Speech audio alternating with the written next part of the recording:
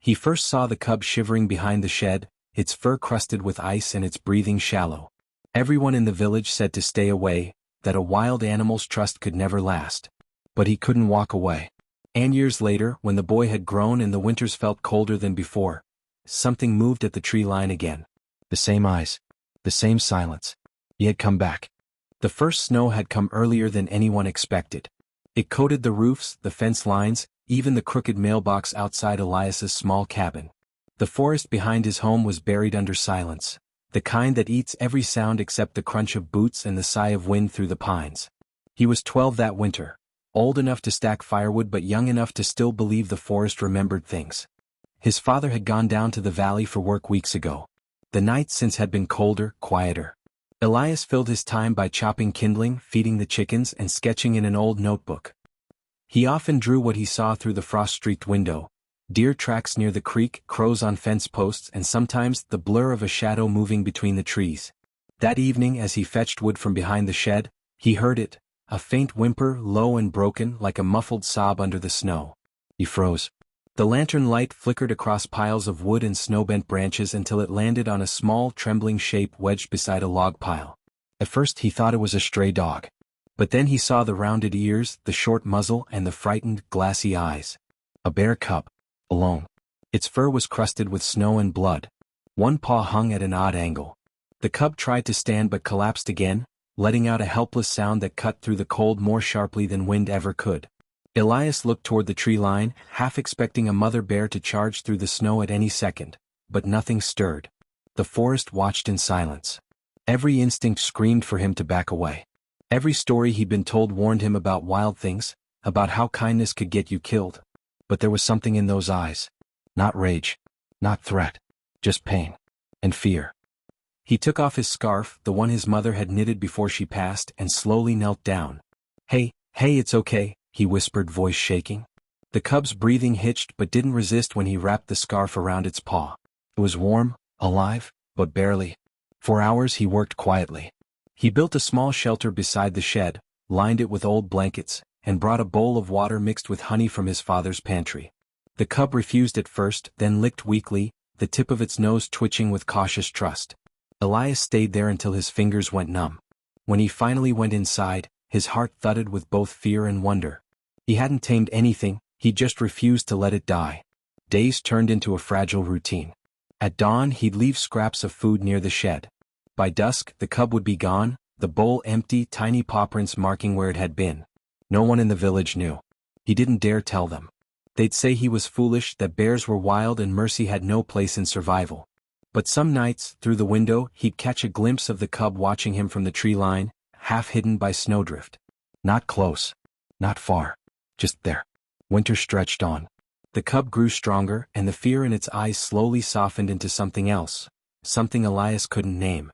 And then one morning it was gone. No tracks. No sign. Just silence. He waited that day. And the next. But the forest had swallowed the cub without a trace. Elias stood by the shed that evening, scarf still missing from his neck, and whispered into the cold air, "Stay safe out there, little one." That night, snow fell harder than it had all season. But somewhere deep in the woods, unseen by him, a young bear cub paused beneath a pine, looked back once toward the faint glow of the cabin window, and walked on. Winter ended, spring arrived, and with it, the slow forgetting of things that once felt eternal. Until 3 years later, on the coldest night of the year, something heavy moved outside the cabin again. Something that breathed like thunder. If you were in Elias's place that night, would you have helped the cub, knowing what it could grow into? Or would you have walked away? 3 winters had passed since the cub vanished into the woods. Elias had grown taller, broader-shouldered, and quieter. The cabin was lonelier now. His father rarely returned, and the chickens had long since been sold off. Most days he worked at the sawmill down in the valley, where men shouted over the grind of metal and the crash of falling logs. But every night, when the mountain wind howled through the eaves, Elias still thought of that tiny creature huddled behind the shed, how it had looked at him before disappearing into the snow. The scarf was gone too. He never replaced it. That winter came late, but when it did, it came hard. Storms ripped through the pines, bending them like blades of grass. Roads froze over. The creek vanished beneath sheets of white. By mid-December, the forest had become a cathedral of silence again.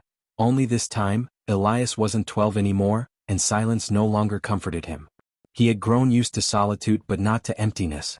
Maybe that's why, on one particularly bitter night, he stayed awake longer than usual, sitting by the window, mug of black coffee steaming between his hands, staring into the darkness beyond the frosted glass. Then came the sound. A low, deliberate thump from outside. Not wind. Not falling snow. Something heavy. Alive. He froze. The old fear stirred somewhere deep in his chest. Slowly he reached for the lantern and stepped to the door. The handle was cold as bone. He pushed it open, and the night breathed in. The wind hit first, sharp and merciless, carrying flakes that stung his cheeks. Then he saw them, tracks. Big ones. Fresh. Leading from the tree-line to the edge of the shed.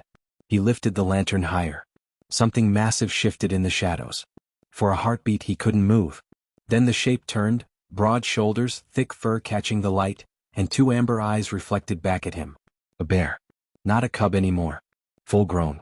Nearly twice his height, its breath rising like mist. Snow clung to its fur, glinting faintly in the lamplight. It didn't growl. Didn't charge. It just looked at him. And that's when he saw it. Around one of its front legs, beneath the thick fur, was a faint tangle of torn wool, gray, frayed, and unmistakable. The scarf. Elias's throat tightened. He stepped back, not out of fear but disbelief. "No way," he whispered. The bear's ears twitched at the sound of his voice. Its breathing deepened, a slow rumble, not threatening, more like recognition. For a long moment they just stared at each other. The wind seemed to hush, as if even the forest was holding its breath. Then the bear moved closer. One step. Then another. Each step sank deep into the snow with a heavy crunch.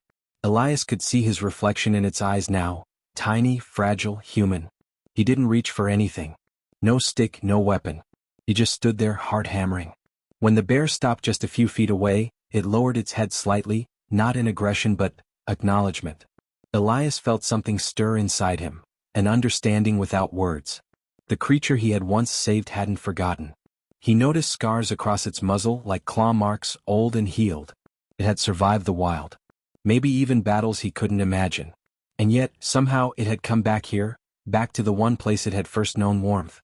"Hey there," Elias said softly, his breath forming small clouds. "You remember, don't you?" The bear blinked slowly, then turned its head toward the forest as if beckoning him to follow. For a second, Elias almost laughed at the absurdity. But there was something purposeful about the way it moved, how it paused, looked back, then disappeared into the trees. Against all reason he followed. The snow was knee-deep, the cold biting at his face. The lantern's flame flickered wildly as they wove between the pines. Every few steps the bear looked back, making sure he was still there. They moved in silence until they reached a small clearing he'd never seen before, a hollow sheltered by leaning trees and boulders. At the center lay another bear. Smaller. So. Elias knelt instinctively, setting the lantern beside him. The second bear was breathing, barely, but a hunter's trap clamped tight around its hind leg. Blood stained the snow. The larger bear huffed, pacing anxiously beside it. The sound wasn't rage, it was desperation. A plea. Elias's mind raced. The trap was old, iron, the kind villagers used near the logging routes. He knew how to open it, he'd seen his father do it once. But doing so this close to a wild bear? That was madness. Still he remembered the scarf. The cub he once saved. The eyes that had come back. "Okay," he murmured, voice trembling. "Okay, easy. I'll help." He crouched beside the wounded bear, careful not to make sudden moves. Its eyes rolled toward him, wide with fear. The metal jaws were biting deep. He pressed his boot against the spring and pulled the lever. It didn't budge. He tried again, straining until pain shot through his wrist. The larger bear growled behind him, not at him but at the trap. The sound echoed through the clearing like thunder. With one last push the jaws released. The smaller bear whimpered as the pressure lifted. Elias quickly backed away, panting, his heart slamming in his chest.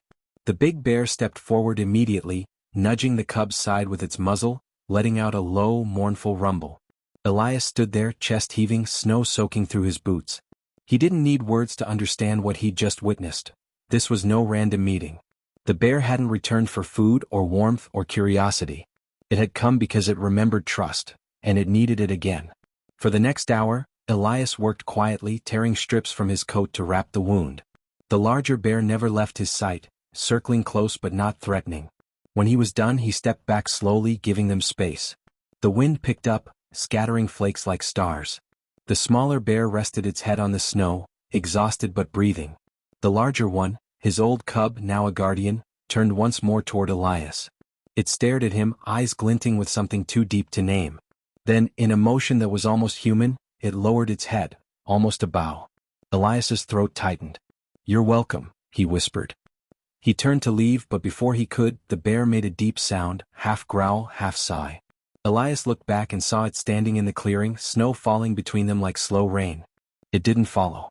It just watched him go, the way it once had years ago from the edge of his yard. That night, back at the cabin, he couldn't sleep.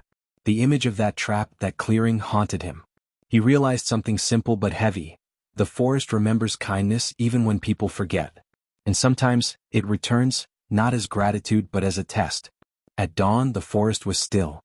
But when Elias stepped outside, he found something by the fence post, a single paw print in the fresh snow, and the torn gray scarf neatly folded beside it. By morning, the storm had stopped, leaving the world washed in white silence. The sky above the valley glowed pale gold, and every branch glittered as if dusted with glass. Elias stepped outside, half expecting to find nothing but the same cold emptiness. But there it was, right beside the fence post, a paw print too large to mistake. He crouched. The snow around it was freshly disturbed, melted slightly in the center from lingering warmth. And beside it, folded neatly as if by unseen hands, lay his scarf. The same scarf the cub had taken years ago. He stared for a long time, feeling the cold seep through his knees, unsure if what filled him was awe or dread. Because in the daylight, the truth looked heavier. This wasn't just a reunion, it was a crossing of worlds that were never meant to meet again. He picked up the scarf carefully, brushing off snow. The wool was stiff, frayed, and smelled faintly of pine and earth. He pressed it to his chest, glancing toward the woods where the tracks disappeared between the trees. "Thank you," he whispered. But the forest said nothing back. By mid-morning, smoke was rising from the chimneys in the village below. The sawmill bell rang faintly through the crisp air. Elias knew he couldn't stay quiet forever. Someone would notice the prints. And someone did. He was still at the mill that afternoon when he heard it. "Tracks up by your cabin, boy," one of the older men said, slamming his axe into a stump. "Big ones. Too close to town." Another spat into the snow. "They'll come down looking for food. Last thing we need is a bear tearing through the chicken coops again." Elias froze. He kept his eyes on the log he was cutting, jaw tight. "Maybe it's passing through," he said quietly. "Passing through?" The foreman laughed dryly. "Not in winter, it's not. You think these things wander for sightseeing? It's hungry. Desperate. We'll handle it before it handles one of ours." Elias's stomach sank. Handle it meant rifles. When the workday ended, he didn't head for the tavern like the others. He ran straight for the cabin, boots slamming through crusted snow. The light was fading fast, the sky bleeding into bruised blue. As he neared the clearing, he saw them, boot prints this time, half a dozen pairs circling near the shed where he'd once hidden the cub. The men had already been here. He followed the trail back toward the woods, heart pounding. At the edge of the trees, a faint metallic glint caught his eye. He knelt, brushing snow away. A baited trap, freshly set. His breath left in a sharp exhale. No. He could still smell the faint scent of blood in the clearing where he'd freed the younger bear last night. The thought of them returning to that same area, unaware of new traps waiting, it twisted something deep inside him. He couldn't let it happen again. That night, when the village lights dimmed and only the mountain wind moved, Elias took the lantern and a crowbar. He moved from trap to trap, disabling every one he found, pulling springs loose, scattering bait. His hands bled, but he didn't stop. It wasn't about saving bears anymore. It was about keeping his word, even if no one had ever heard him give it. By the fourth trap he heard it again. Snow crunching. Slow. Measured. He froze, lantern light flickering over the trees. Then he saw the shadow, a massive shape between the trunks. The bear. Watching him again. Only this time it wasn't alone. The smaller one, the injured cub from before, was beside it, limping slightly but walking. Elias let out a shaky breath. "You made it." The bear didn't move closer this time. It just stood there, chest rising and falling like a slow tide, eyes fixed on him. Then it turned its head toward the deeper forest, snorted softly, and began to walk away. He stood there, watching their silhouettes fade into the white darkness. A strange peace settled over him. For a moment, everything, the cold, the fear, the distance between man and beast, felt suspended. But that peace shattered the next morning. Elias was awoken by pounding on his door. He stumbled out of bed, still half in a dream. 3 men stood outside, rifles slung across their shoulders. The foreman was among them. "You been up late, boy?" the man asked. "Funny thing, every trap north of the ridge was sprung last night. Someone's been meddling." Elias's pulse quickened. "You think it was me?" The foreman's eyes narrowed. "You live closest to the ridge. You hear those beasts again?" Elias said nothing. The silence hung between them like a noose. The man spat into the snow. "Don't be stupid, kid. Those things aren't pets. You see one, you tell us. We'll take care of it." He watched them march off toward the woods, snow crunching under their boots, the glint of rifles catching in the pale light. Something inside him cracked open, the helpless kind of anger that comes when right and wrong stop looking different. He waited until they vanished into the trees. Then he grabbed his coat and followed, keeping his distance. By noon, the forest had grown quiet again. Too quiet. Then came the sound, a single gunshot echoing through the valley. Elias broke into a run. Branches whipped his face as he tore through the drifts. The world blurred. He followed the echo until he saw the clearing, empty traps, footprints everywhere, and a smear of red on the snow. His heart stopped. He scanned the trees, shouting hoarsely, "No! Don't!" A rustle came from behind him. He spun. The bear emerged from the pines, staggering. Blood streaked its side. It wasn't down yet, but it was hit. Elias dropped to his knees. "No, no, no." The bear's gaze met his again, those same amber eyes dimmed now with pain. It stumbled once, then steadied itself, trying to move back toward the forest. He wanted to help. To run forward. To do something. But voices were already calling in the distance. The men were coming. Elias looked from the bear to the forest, then back toward the approaching shouts. His pulse roared in his ears. There was no time to think. The bear turned its head one last time, meeting his eyes as if to say don't follow. Then it disappeared into the pines, leaving a faint trail of red across the snow. The men arrived minutes later, rifles raised, asking where it went. Elias pointed the wrong way. But when they left, he stood alone in the clearing, realizing he'd just crossed a line he could never uncross. If you were Elias, would you protect the creature that everyone else fears, even if it meant lying to your own people? The snow had swallowed the old road again, a white ribbon vanishing into silence. Eli trudged through it, older now, his breath forming small clouds that lingered for only a second before disappearing. His knees hurt more in the cold. His hands trembled as he carried the same dented metal pail he used as a boy, though this time it held nothing but a small loaf of bread and a handful of berries. The cabin stood at the edge of the clearing, barely visible beneath a thick coat of snow. Smoke no longer rose from its chimney. It had been years since his father's laughter echoed inside its walls. Everything around him felt smaller now, or perhaps time had simply stretched his memories. He paused near the tree where the cub had first approached him. The old scar on his wrist tingled, a mark left not by harm, but by the tug of small claws the cub had used to steady itself. The forest was quiet, as if holding its breath. Eli placed the pail near the stump and whispered, "I don't know if you still remember me." At first there was only the faint creak of frozen branches. Then from between the trees came a slow crunch of snow, deliberate, heavy, unhurried. His pulse quickened. He turned, expecting a deer. Instead, a dark shape emerged, massive, slow-moving, with fur dusted white like frost. A bear. For a moment, fear flooded back, the kind he hadn't felt since childhood. But then the bear stopped several yards away, lowering its head slightly. Its eyes, deep and knowing, held no threat. It sniffed the air, then the ground, before looking at him again. Something in the tilt of its head, in the calmness of its breath, made Eli's heart ache. "Is it you?" he murmured. The bear approached the pail. It sniffed the bread and berries, then instead of eating, nudged the metal with its nose, a small, deliberate motion, almost gentle. The same way the cub once had all those winters ago. Eli felt his throat tighten. "You remember?" he whispered. The bear stepped closer, slow and cautious. Eli did not move. Snowflakes drifted between them like falling stars. Then, as quietly as it had appeared, the bear lowered itself onto the ground, sitting, watching him with the patience of time itself. It stayed there for several minutes, no growl, no aggression, only the sound of the wind brushing through trees. Eli sat too, resting against the stump. For a while, neither man nor beast moved.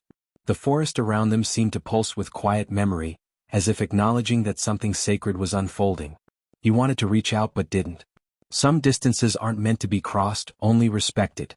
The bear eventually rose, turned toward the trees, and before leaving looked back once. The moment felt heavier than words. Then it disappeared into the white. Eli stayed until dusk, the cold creeping into his bones. When he finally stood, he noticed tracks in the snow, the large prints of the bear, circling around the stump before leading back into the woods. He smiled faintly. "You still came back." When he returned home that night, his daughter asked why he'd gone out in the storm. Eli just said, "To see an old friend." Every winter after that he returned to the clearing. And every time the tracks appeared, sometimes visible before he arrived, sometimes newly imprinted by morning light. He never saw the bear again, but he always left food, and the prince always told him it was taken. Years later, when Eli's daughter found his old journal, she read the final line he'd written before passing away: "If kindness leaves an imprint, then maybe the forest remembers more than we do." The next winter came, and with it new tracks, but this time they didn't lead toward the cabin. They led away toward the ridge where the forest ended. And for the first time Eli wondered, what if the bear was waiting for him to follow? The winter wind whistled through the pine needles, each gust sounding like a whisper of something ancient. Eli stood at the edge of the clearing, staring at the unfamiliar pattern of tracks. They didn't lead toward his cabin this time. They veered away, curving through the deeper part of the forest, heading toward the ridge that separated his land from the old logging trail. His breath came slow and heavy in the cold air. For years the bear had always come to him. Now, for the first time, it seemed to be calling him instead. He hesitated. The snow was deeper than usual, the sun already beginning to fade. But something stirred in him, a pull that was neither logic nor fear, but something closer to memory. He tightened his scarf, took the pail with him as he had every year, and followed the prince. The trail wound through a tangle of trees. Every so often he'd stop to catch his breath, the cold biting into his lungs. His legs trembled, not from fear but from the weight of age. Still he pressed on. As he walked, faint echoes of his childhood surfaced. The laughter of his father, the crackle of the old fireplace, the small cub clumsily bumping against his legs. Time folded in on itself, and for a moment he felt like that boy again, walking through the same forest with eyes wide open to wonder. The prince grew fainter as the snow deepened, then vanished near a stream, frozen solid and glistening like glass. Eli crouched, pressing a gloved hand to the surface. Beneath the ice he could see faint bubbles, pockets of air frozen mid-escape. He looked up. There, on the other side of the stream, a dark figure moved. The bear. It was older now, its fur streaked with silver, its gait slower, heavier. Yet its presence filled the forest. The bear paused on the opposite bank and lifted its head, catching his scent. For a heartbeat, they simply stared at one another, two aging souls, connected by something the world would never understand. Eli whispered, "You remembered again." The bear took a step forward, testing the frozen stream. The ice creaked beneath its weight. Eli's instinct screamed, "No, don't." He took a cautious step closer, raising his hand. "It's not safe," he murmured, as though the animal could understand. The bear stopped, then turned slightly toward the ridge as if urging him to follow, not across but around. It moved slowly up the hill, glancing back once before vanishing behind a curtain of trees. Eli hesitated only a moment before moving along the edge of the stream, following its winding path uphill. Each step grew harder as the incline steepened, but the faint prince ahead guided him, large, deliberate, leading higher and higher until the trees thinned and the forest opened into a rocky overlook. From there, the view spread endlessly, miles of frozen forest stretching toward the horizon, the distant line of the river glinting under the pale sun. And there, near the ridge's edge, the bear stood. It turned as Eli approached, its eyes reflecting the cold light, calm and deep. Around its neck hung something tangled, a torn piece of rope, weathered and frayed. Eli froze. He recognized it. It was the same rope he had once used decades ago, to tie the old pail lid near the stump, marking the spot where the cub would always find food. Somehow, through years of seasons and storms, the bear had carried it, as though remembering a promise. The bear moved closer, then sat, facing him. Eli lowered himself onto a rock opposite. Neither moved for a long time. The world around them fell completely silent. No birds, no wind, only the faint hum of time itself. For the first time in years Eli spoke out loud, not to be heard but to be remembered. "I used to think the forest forgot us when we left. But maybe it keeps the good parts." The bear blinked slowly, exhaled and lowered its head. Snow began to fall again, soft and steady, covering the prince between them. Minutes passed. Then, with a slow grace, the bear stood, gave one last look, and began walking toward the far side of the ridge, the part where the forest faded into mist. Eli watched until it vanished. Then he placed the pail down on the snow, near the spot where they'd met. Inside he left not bread or berries, but the journal page he had written last night, a note that simply read, "Every winter I came hoping to remember you. But I think all along, it was you who remembered me." As he turned to leave, the wind carried a sound through the trees, not a growl, not a roar, but something soft like an exhale of recognition. Eli stopped, smiled faintly and whispered, "Goodbye, old friend." He walked back toward the cabin, snow falling thicker now, erasing his footprints behind him. When his daughter found the cabin weeks later, she noticed the untouched pail near the ridge. The journal page was gone. Only a single paw print remained beside it, perfectly preserved in the ice.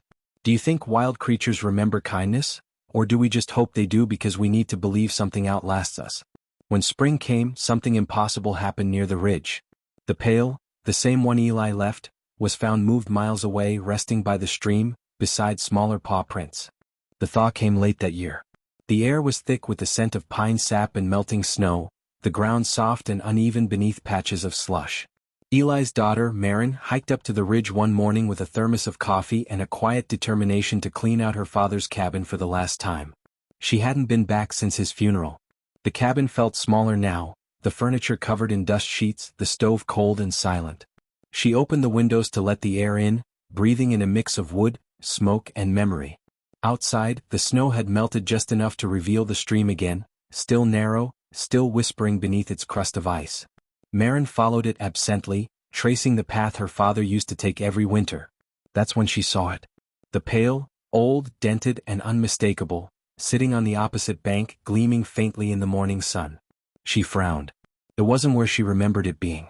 Her father had left it higher, near the ridge. Now it rested by the stream, half filled with snowmelt. And beside it, in the mud, were fresh paw prints, smaller than she expected. Not a full-grown bear's, but not as tiny as a newborn cub's either. The kind of size that said young but learning. Her pulse quickened. She crouched low, examining the tracks. There were more, leading toward the trees. She followed them cautiously, each step slower than the last, her breath visible in the lingering chill. The prints led to a small clearing sheltered by a fallen birch. There, in the dappled sunlight, stood a bear cub. Alone. It was about the size of a large dog, its fur still patchy in places where winter coat met spring. Its nose twitched as it sniffed the air, then the ground, then turned toward her. For a brief moment, both froze, woman and cub, locked in the stillness of something fragile. Maren didn't move. She remembered her father's stories, the cub he once found, the winters he returned, the bear that always came back. The cub took a hesitant step forward, sniffing the air again. It wasn't afraid, only cautious. Then, to her disbelief, it turned back toward the stream, toward the pail, as though expecting something to be there. She whispered, "You've been here before, haven't you?" The cub tilted its head slightly, then began pawing at the pail, the same gentle motion her father once described. A soft metallic clang echoed through the trees. The sound hit her like a memory she never lived but somehow recognized. Maren set down her thermos, her voice trembling. "You knew him." The cub paused, glanced up, and for the briefest moment, the air felt charged, as though the forest itself remembered her father's presence. She noticed something else then. Around the cub's neck, tangled in the fur, was a thin strand of old, frayed rope, a remnant of something once tied, carried forward through years and generations. Her eyes filled. "He never forgot you," she whispered, "and you never forgot him." The cub sniffed at her boots, unafraid now. She reached out slowly, stopping just short of touching its fur. They stood there in silence, the kind that carries a weight words can't hold. Then, from somewhere deeper in the forest, a low rumble echoed, a warning, deep and unmistakable. Maren froze. The cub's ears perked, and it turned its head sharply toward the sound. A larger shape appeared through the trees, a full-grown bear, massive and steady, its fur darker, older. It moved with authority but not aggression. It stopped several feet away, eyes fixed on Maren, then shifted its gaze toward the cub. The cub made a small noise, half growl, half cry, and bounded toward the adult. The larger bear sniffed it, then nudged it protectively closer. For a moment, the mother, or perhaps father, bear looked back at Maren. Their eyes met, not in threat but in silent understanding. It was the same look her father once described. The bear turned, leading the cub toward the ridge. The smaller one followed closely, pausing once to glance back at the woman standing by the stream. Then they disappeared into the trees. Maren stood motionless, tears stinging her eyes.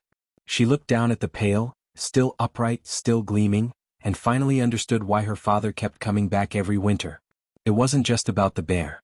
It was about being remembered, by the land, by the creatures, by the kindness we leave behind. When she returned to the cabin, she took out her father's journal. On the last page, beneath his handwriting, she added a single line: "The cub came back." The forest remembered again. That night, as Maren sat by the cabin fire, she heard soft scratching at the door. When she opened it, the cub stood there alone, drenched from rain, looking straight at her as though asking for shelter. The rain began just after sunset, not a gentle drizzle but a steady, relentless downpour that drummed against the cabin roof like 1,000 tiny fists.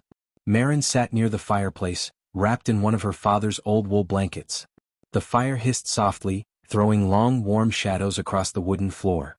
She'd been reading his journal again, the part about the first winter, the cub, the long years of return. Her father had always written with quiet patience, as if the world itself were a living thing that listened. Outside, the forest roared. Then came the sound. A faint, rhythmic scratching against the door. Not loud, not frantic, just steady. Pause. Then again. Her heart leapt. She froze, straining to listen. The wind howled around the cabin, carrying with it the creak of the old pine out front. But the sound came again, deliberate. Maren stood, moving toward the door with hesitant steps. Her hand lingered on the latch for a moment. Then, slowly she opened it. The night stared back at her, black, cold, and wet. And there it was. The cub. Soaked to the bone, fur matted and dripping, eyes wide with a mix of confusion and recognition. It stood just beyond the threshold, paws sinking into the mud, steam rising faintly from its breath in the cold air. For a moment, neither moved. Maren felt her throat tighten. "You came back," she whispered. The cub gave a small huff, a sound that was almost a sigh, then took a single step forward, stopping just at the doorway as if unsure of permission. She glanced past it into the darkness, scanning for the larger bear, but the forest beyond was empty. Only the rain moved. Only the cub remained. Maren crouched, extending her hand slightly but not too close. "It's okay," she murmured. "You're safe here." The cub hesitated, sniffed the air, then finally stepped inside, cautious, slow, its claws clicking softly against the wooden floor. Water pooled beneath it, mixing with the warmth of the fire's glow. Maren closed the door behind them. For the next few minutes, the cub simply stood there, shivering, staring at the crackling fire. Then, almost instinctively, it lowered itself to the floor, curling up just far enough away to keep a respectful distance. Maren fetched a towel and began drying the floor around it, glancing occasionally at the animal. Every time she moved too quickly, its head would lift slightly, but it didn't growl. It didn't flinch. Just watched. "You must have lost her," she said softly, realizing the mother bear might be gone. "Or maybe she sent you here. I don't know which hurts more." She placed a bowl of water near the hearth. The cub sniffed it, drank, then lowered its head again. Its small sides rose and fell steadily, exhaustion overtaking fear. As she sat nearby, Maren felt something deep within her settle, a kind of quiet understanding. Her father had spent years waiting for a creature to return. Now that creature's child had come to her. Legacy, she thought, wasn't just blood or memory. It was the continuation of kindness. Hours passed. The rain softened, turning to a mist. The fire dimmed. Maren dozed in the chair, listening to the rhythm of breathing, her own and the cub's strangely synchronized. When she woke before dawn, pale light seeped through the window. The cub was gone. She rose, startled, and opened the door. Outside, the ground was covered in a fresh layer of slush, and there, leading away from the cabin, were paw prints. But something else caught her eye. The pail. It sat neatly beside the porch, upright, just as her father used to leave it. Inside was a single pine cone, dry, clean, deliberately placed. A gift. She stood there in the gray morning light, breath trembling, and whispered, "He taught you well, didn't he?" Later that day, Maren went to town to gather supplies, oats, berries, apples, a few things she thought the cub might return for. But when she came back that evening, she found more tracks near the tree line, 2 sets this time. Her pulse quickened. One was the cub's. The other, a larger. She followed them briefly until they vanished near the ridge. Then she saw it, a shadow moving through the trees. The larger bear. Alive. Watching. Its silhouette stood out against the snow, strong, silent, protective. For a long moment, Marin and the bear stared at one another through the thinning veil of mist. Then the bear turned, nudged the cub forward, and the two disappeared once again into the forest. Marin didn't call out. She didn't follow. She only whispered into the cold air, "You don't have to stay. Just remember." And somehow she knew they would. The next morning Marin noticed something near the ridge, an old tree carved with letters. Weathered, faint, but still visible, E+B, the mark her father once made when he first met the cub decades ago. But below it was a new one. Fresh. Scratched deep into the bark. M+C. By mid-morning the forest had turned to glass. A light frost glittered over every branch, and the air held that strange stillness that comes after a long storm, when even the birds seemed to pause as if waiting for something sacred to settle. Marin walked the ridge path, her boots sinking into the soft snow. She carried her father's old walking stick and the small tin pail hanging from its handle, now filled with berries. Every step she took crunched faintly, echoing in the quiet. She wasn't sure what drew her there that morning, perhaps habit, perhaps hope. The cub hadn't returned since the storm, though she'd found its tracks near the treeline each dawn. But today something felt different. When she reached the clearing beneath the old pine, she saw it immediately. The tree. It stood at the very edge of the ridge, the same one her father had described so many times in his journal, the place where he'd once met the bear, the same trunk where he carved E+B all those winters ago. Eli and the bear. The carving was still there, faint but unmistakable, etched deep into the wood and framed by decades of growth. But beneath it, freshly gouged into the bark, were new initials, M+C. Marin's breath caught. She stepped closer, brushing her fingers across the fresh marks. The edges were sharp, the wood pale beneath the bark. Whoever, or whatever, had made it, it was recent. She whispered, "Z for cub." A low wind stirred through the branches above her, scattering frost like falling dust. She crouched near the roots, setting the pail down. "You remember too, don't you?" she said softly, almost to the earth itself. For a moment she thought she imagined it, the faint shuffle of movement behind her, soft and deliberate. But when she turned, the cub stood a few feet away, half hidden behind a thicket. It watched her, eyes calm, body still. She smiled gently. "So it was you." The cub approached the tree, sniffed at the base, then placed one paw over the bark where the new carving was made, the motion careful, almost deliberate. Then it looked up at her again as if to say, "I know this story too." Marin's chest tightened. She knelt beside it, the smell of pine and cold air filling her lungs. "You're part of it now," she whispered. "You and me both." The cub made a low, rumbling sound, not a growl but something deeper, like a sigh of recognition. It turned its head toward the woods, then back toward her. Marin followed its gaze. Down the slope, near the stream, stood the larger bear. Watching. Silent. This time the adult bear didn't stay hidden.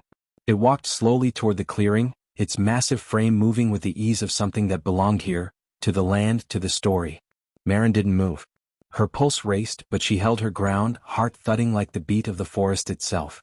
The cub looked between them, then ambled toward the larger bear, pressing its head briefly against its leg before sitting.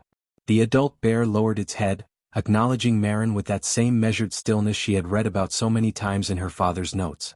Decades had passed, yet somehow the understanding was still there, quiet, patient, wordless.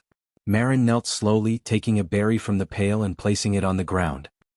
"He left these for you once," she said, voice trembling. "I thought I'd do the same." The adult bear sniffed the air, then took a cautious step closer. It didn't eat the offering. Instead, it nudged the pail gently with its nose, just as her father once described the cub doing long ago. Marin bit her lip to keep from crying. It wasn't fear she felt, it was connection. Continuation. Proof that memory doesn't just live in journals or hearts, but in habits, gestures, echoes that survive across generations. After a long stillness, the bear turned, nudged the cub and began walking back toward the woods. The cub hesitated, glancing back one last time before following. Marin watched them disappear into the trees. Then she turned to the carved initials again. The wind brushed past her, and a single pine needle drifted down, landing between the two sets of carvings, E+B and M+C, like a bridge between past and present. She traced her father's initials one last time and whispered, "It's your turn to rest now, Dad." "They're safe." "We both are." The forest, silent for so long, seemed to exhale, a long, low gust through the trees, soft as a sigh. That night, back at the cabin, Marin lit the fireplace and opened her father's journal one final time. On the last blank page she wrote, "Some bonds don't fade, They migrate, like rivers or memory, or the quiet footsteps of those who remember us when the world has gone quiet. Then she closed the book and placed it on the windowsill, where moonlight poured over its worn leather cover. Outside, in the distance, she thought she saw movement.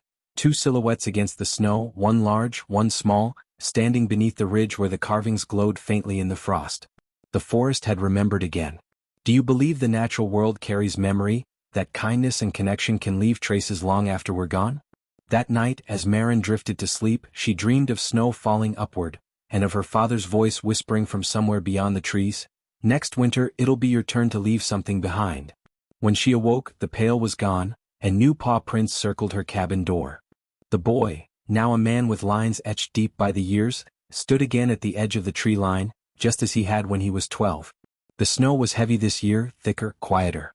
It blanketed the earth in a hush that made even the wind seem hesitant. His breath clouded in front of him, steady but slow, and the old scarf, the same one he'd once wrapped around a trembling cub, hung loosely around his neck. He had returned to the mountains for the first time in nearly 2 decades. Life had pulled him away, as it does with all who grow up in places too small for their dreams. City lights had replaced starlight, and the hum of traffic had drowned out the forest's breathing. But after his father passed and the cabin fell silent, something in him had tugged back toward this frozen corner of the world. It wasn't nostalgia, it was a quiet promise he'd never forgotten. He trudged through the snow to where the old shed still leaned crooked against the wind. The roof sagged and half the door had rotted away. It was here that he'd first found the cub all those winters ago. He brushed snow off the wooden beam where he'd once laid his wool blanket, and for a moment he could almost see it, the cub shivering and blinking up at him, trusting him for reasons neither of them understood. He smiled faintly. "Guess I kept my end," he murmured to the air. The forest remained still. He turned to leave, pulling his coat tighter. The daylight was fading into the kind of cold that bites through even the thickest fabric. The first wolf's howl drifted far across the ridge, long and mournful. He paused mid-step. There was another sound, subtler, deeper, something that wasn't the wind. A branch cracked. He turned. Between the trees, a shadow moved, slowly, purposefully.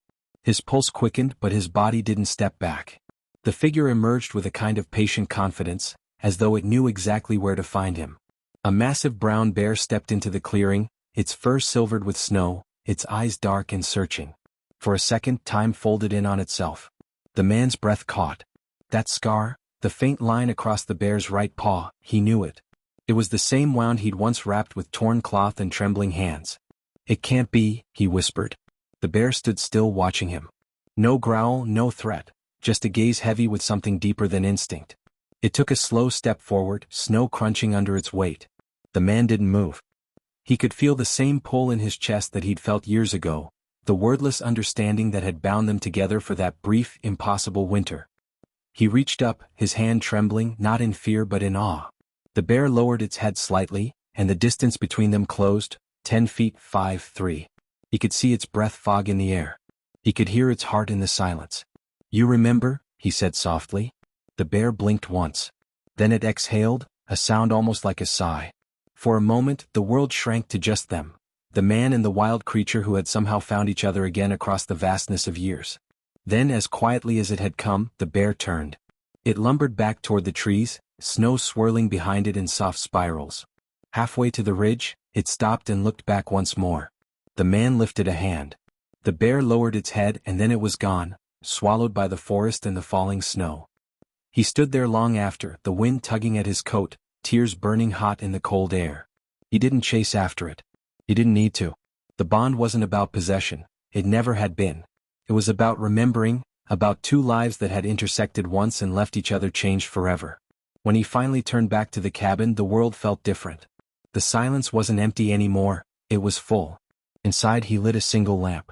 The golden glow spilled across the wooden walls, across the framed photo of his father, and onto the old wool scarf hanging by the door. Outside the snow kept falling, steady, gentle, endless. He smiled. For the first time in years he didn't feel alone. Maybe that was the lesson all along. Not all bonds are meant to last forever in the way we expect. Some live on through memory, through seasons, through the simple act of coming back, just once more, to say that nothing was ever truly lost. The forest sighed, and somewhere deep within it, a bear moved toward the river. The man whispered into the quiet, "See you next winter." By morning the snow had buried half the porch. The man woke to the soft groaning of wind against the cabin walls, that familiar voice of the mountains he'd almost forgotten. He pushed open the door and stepped into the cold. Everything was still. Only a single trail of paw prints cut through the blanket of white, deep, deliberate, and leading away toward the trees. He followed them with his eyes, not his feet. The forest had already claimed what was meant to return to it. There was a strange peace in that realization. For the first time since childhood, he didn't feel the ache of separation, only gratitude that their paths had crossed again even briefly. He knelt down and pressed his hand into one of the paw prints. It dwarfed his palm, yet it felt familiar, as if time had only widened the space between what once was and what remained. He whispered, "You remembered the way back." The mountains didn't answer. But a raven cawed overhead, black wings slicing through the white sky. Life went on as it always does, carrying traces of those who've left their mark. He turned toward the cabin, the wind tugging at his scarf. Inside, the old wood stove still radiated faint heat.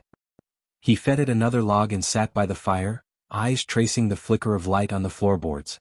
There was something quietly sacred about the silence. It wasn't emptiness anymore, it was continuity. He thought of that winter long ago, the boy with frostbitten fingers and too much heart for a village that didn't understand kindness without reward. He remembered hiding the cub behind the shed, sneaking bits of bread and stew when his father wasn't looking, learning the difference between fear and caution, between care and control. Back then he thought saving the cub had been an act of mercy. But now, as an adult, he understood it differently. Maybe it was the cub that had saved him, given him a reason to look beyond himself, beyond the narrow lines that defined survival in the harshness of winter. He took a breath and closed his eyes. The fire cracked. Outside, the storm softened into flakes that drifted like feathers. And for a fleeting second he could almost feel a presence again. Not a ghost, not magic, but memory. The kind that doesn't fade when the body leaves. He got up and opened the small wooden chest by the hearth. Inside were relics from another life, a photograph of his parents, an old compass, and at the very bottom, the torn edge of the blanket he'd once wrapped around the cub. The fabric had hardened with age, but a faint trace of its old warmth remained. He folded it carefully and placed it on the mantel. "Some stories," he murmured, "don't need to be told. They just need to be remembered." As the day stretched into afternoon, he found himself writing again, something he hadn't done in years. Just notes at first, dates, places, fragments of thoughts. Then whole sentences began to form. He wrote about the cub, about the winters, about what it means to care for something you can never own. When he finished, he didn't sign his name. He simply wrote at the bottom of the page, "For the one who came back." He folded the letter and left it by the window, where the last light of day pooled in amber hues. Maybe someday someone else would find it. Maybe a child wandering these woods would read it and understand that kindness isn't weakness, that sometimes the smallest act of warmth in a cold world can echo through years like footsteps in the snow. Evening fell. He poured himself a cup of tea and watched the forest darken. The paw prints had begun to fade under fresh snowfall, but he didn't mind. He knew now that the snow would always remember, not perfectly but faithfully. And in that quiet, he found the moral that had taken him a lifetime to see. You don't have to hold on to what you love to prove it mattered. Sometimes letting it walk back into the wild, and trusting it to find its way, is the truest form of love. He smiled faintly and leaned back, the warmth of the fire dancing against his face. Somewhere deep in the woods, a single distant roar carried through the night, not of threat but of presence. The sound lingered like a farewell and then it was gone. He whispered almost to himself, "See you next winter." The flames flickered once, then steadied.